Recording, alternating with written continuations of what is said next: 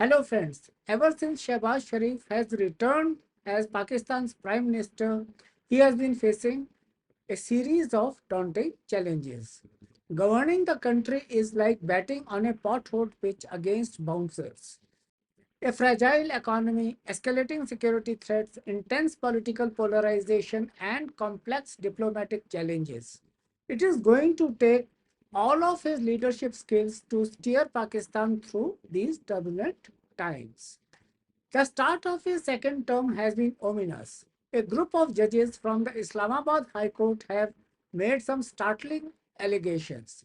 They claim that the powerful Inter-Services Intelligence or ISI agency has been interfering with judicial decisions using political and personal connections as well as family ties to influence the judges. The letter they sent to the Chief Justice even named specific judges who have been facing reprisals for rulings that went against Imran Khan. The saga highlights the power struggles at play in Pakistan with the judiciary, intelligence agencies, and political leadership all vying for influence. The allegations of interference raises serious concerns about the independence of the judiciary and its ability to operate freely.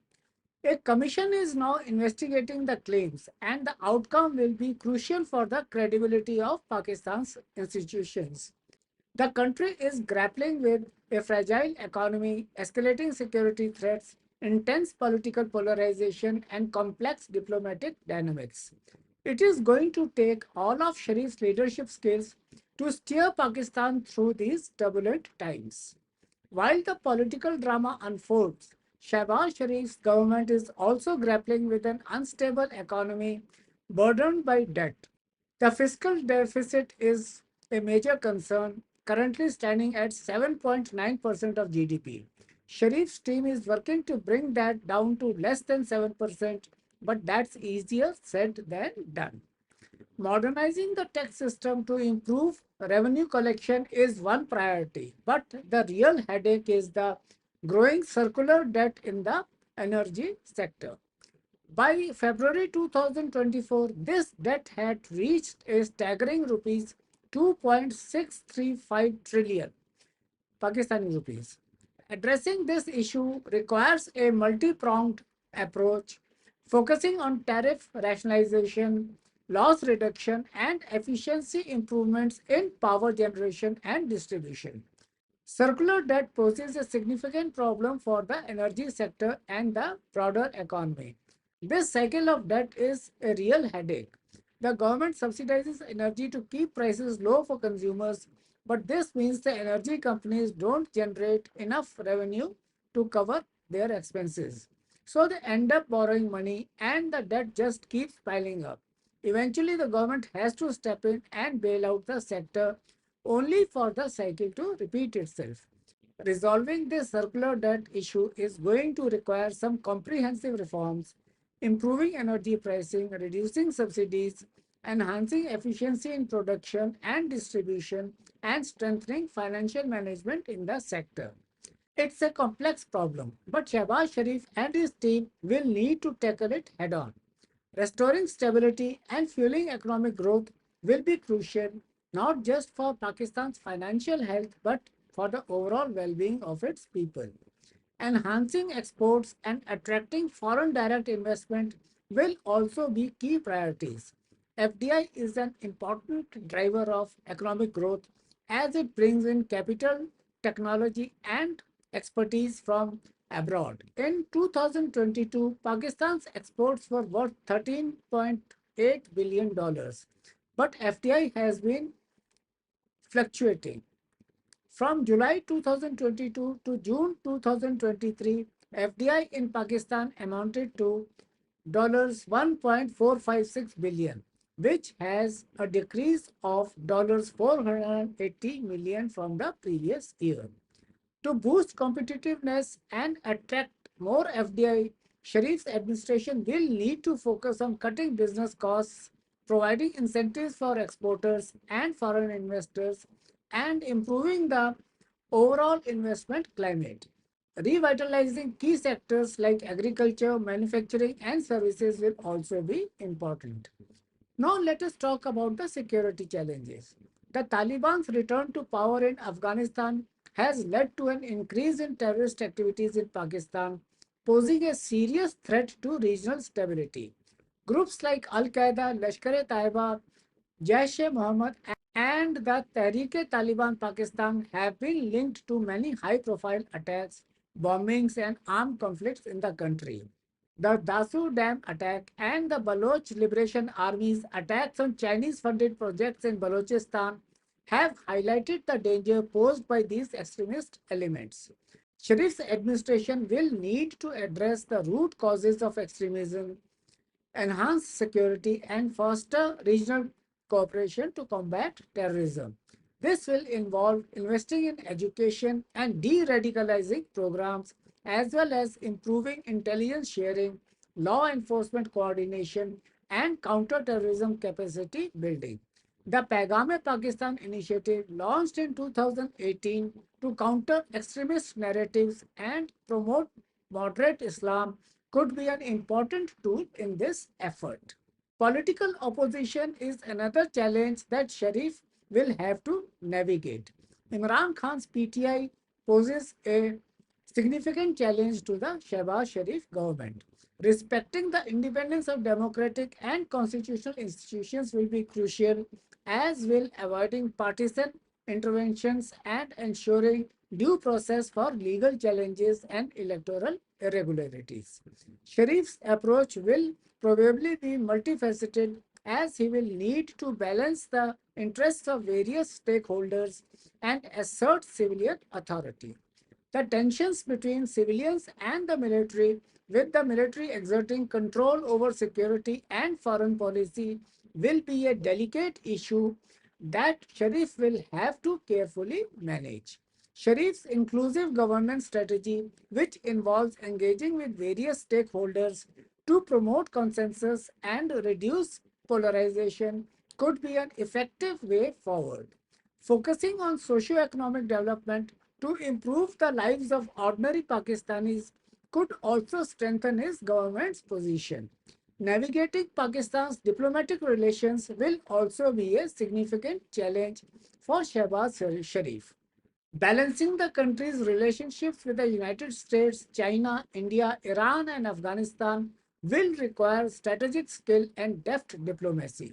The US Pakistan partnership in the war on terror has been a tumultuous one.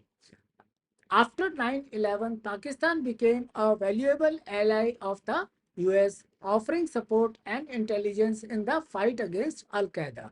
The US provided substantial aid to Pakistan, but the relationship soured when the US accused Pakistan's intelligence agency, the ISI, of aiding the Afghan Taliban and terrorists. The tensions continued over US drone strikes, alleged Afghan Taliban support, and Pakistan's nuclear program security. In 2018, the US stopped its military aid to Pakistan because of their inability to combat terrorist groups, further worsening relations. Despite these challenges, both countries recognize the need for a working relationship, and efforts have been made to improve dialogue and cooperation in areas like intelligence sharing, counterterrorism, and border security. To protect Pakistan's interests and strengthen ties with the US, Shehbaz Sharif's administration should focus on economic partnerships, counter narcotics cooperation, and regional security dialogues. Navigating the complex geopolitical landscape and balancing relationships with major powers and regional neighbors will be a critical test of Sharif's leadership. Faced with these daunting challenges, Shahbaz Sharif will need to draw on all his experience and political acumen to steer Pakistan towards stability and prosperity. It won't be a straightforward task, but the stakes are too high for him to fail. With decisive leadership, a clear vision, and a commitment to democratic principles, Sharif can help Pakistan overcome these turbulent times and set the country on a path to a more promising future. Shahbaz Sharif's government faces a complex challenge in managing Pakistan's relationship with China. The two countries enjoy a strong and cooperative friendship that dates back to the Cold War era. This partnership was forged to counter regional powers and establish a presence in the Indian Ocean. The China Pakistan Economic Corridor, or CPEC, has transformed this relationship even further. CPEC is China's ambitious infrastructure project that aims to connect China's Xinjiang with Gwadar port in Pakistan. This project includes highways, railways, power plants, and economic zones. For China, the investment, infrastructure development, and access to Pakistani markets serve its strategic interests in the region. China maintains robust defense ties with Pakistan and is their major arms supplier. In fact, China provided Pakistan with 73% of their military equipment imports from 2017 to 2021. The military cooperation goes beyond just arms sales, with the two countries collaborating on exercises and intelligence sharing, and China supporting Pakistan's nuclear and missile programs. The development of Gwadar port is important for both countries. Pakistan benefits economically through trade and maritime activities in the Arabian Sea, while China gains strategic advantages from its position in the Indian Ocean. Navigating this all-weather friendship with China is crucial for Shehbaz Sharif's government. While the partnership brings significant benefits, Islamabad must also address concerns about debt sustainability and sovereignty related to CPEC projects. Carefully balancing this relationship will be a delicate challenge, but one that is vital for Pakistan's future. Shehbaz Sharif's government has a formidable challenge on its hands when it comes to addressing the disputes with India, particularly the contentious issue of Kashmir. Resolving these tensions and reviving the peace process would be a crucial step towards promoting regional stability. The recent willingness of Pakistan to restore trade ties with India has sparked plenty of discussion. Pakistan is hoping to gain some much needed economic benefits through this regional trade as it grapples with low growth rates, high inflation, and balance of payments issues. Foreign Minister Mohammad Ishaq Dar has emphasized the eagerness of the business community to resume trade with India and highlighted the negative impact that IMF conditions have had on Pakistan's production. An international study points to the huge untapped trade potential between the two nations. The potential economic benefits of revitalizing these trade relations would be substantial. But it is not just about the economics. As Pakistan's GDP continues to lag far behind India's, and with strained relationships with neighbors like Afghanistan and Iran, the stability of ties with India could prove very helpful for Pakistan's geopolitical positioning. However, engaging with India is a contentious issue within Pakistan because of the long history of tensions and unresolved conflicts. Pakistan briefly allowed trade in sugar and cotton with India in 2021, but quickly reversed the decision, underscoring the complexities involved. Restoring trade ties is not just an economic calculation, it involves political and strategic factors as well. Another major source of tension between India and Pakistan is water resource management. The Indus Waters Treaty, signed in 1960 and brokered by the World Bank, regulates the distribution and utilization of the Indus River and its five tributaries. It is a remarkable achievement in water diplomacy, but it has faced significant challenges over the years. The Kashmir conflict complicates water sharing between the two countries, and India's construction of water infrastructure projects has raised concerns in Pakistan about disruptions to its water supply. This has led to increased tensions and accusations of treaty violations. And with climate change causing alarming melting of Himalayan glaciers that feed the Indus River system, the sustainability of the treaty is under threat. Some in India are even calling for the renegotiation or withdrawal of the treaty, citing water security concerns and the need for more flexibility in resource management. But that could easily escalate tensions and lead to open conflict over water resources, destabilizing the entire region. Resolving these water disputes and ensuring the treaty's sustainability will require a joint effort. Strengthening dispute resolution mechanisms, promoting transparency, and exploring innovative solutions to address climate change impacts, these will be crucial. The Indus Waters Treaty is vital for India-Pakistan water diplomacy, but it faces significant challenges. Fair and sustainable water sharing is essential for regional stability between these two nuclear armed neighbors.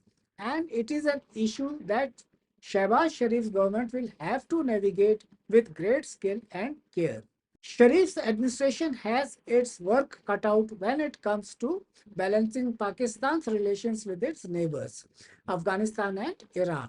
It's a delicate diplomatic dance that requires a nuanced approach. With Afghanistan, constructive engagement with the Taliban government is crucial for regional stability. Sharif's team should prioritize dialogue and cooperation to encourage inclusive governance, protect human rights, and safeguard the rights of minorities and women. Pakistan's peace efforts and humanitarian aid can play a vital role in stabilizing the region. But Sharif will have to strike a careful balance, engaging with the Taliban without compromising on core values and principles.